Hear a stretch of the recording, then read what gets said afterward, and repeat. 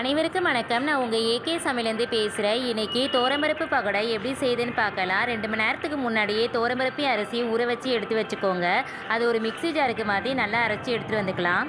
அரைச்சி வச்சுருக்க தோரம்பருப்பில் பொடியாக கட் பண்ணி வச்சுருக்க வெங்காயம், பச்சை மிளகாய், கொத்தமல்லி சேர்த்துக்கலாம். கூடவே தட்டி வச்சுருக்க இஞ்சி பூண்டையும் சேர்த்துக்கலாம்.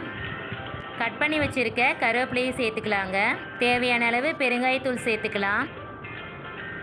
கொஞ்சமாக சோம்பு, தேவையான அளவு உப்பு சேர்த்து நல்லா பிசைஞ்சு ரெடி பண்ணி எடுத்து வச்சுக்கலாங்க. அடுப்பை பற்ற வச்சு ஒரு வாணலில் பொரிக்க தேவையான அளவு எண்ணெய் ஊற்றி ரெடி பண்ணி வச்சுருக்க மாவை நல்லா பொன்னிறமாக வரைய நல்லா பொரித்து எடுத்துக்கலாங்க. மொறு தோரம்பருப்பு பக்கோடா சூப்பராக ரெடி ஆயிடுச்சுங்க. நம்ம இதை தட்டுக்கு மாற்றிக்கலாம்.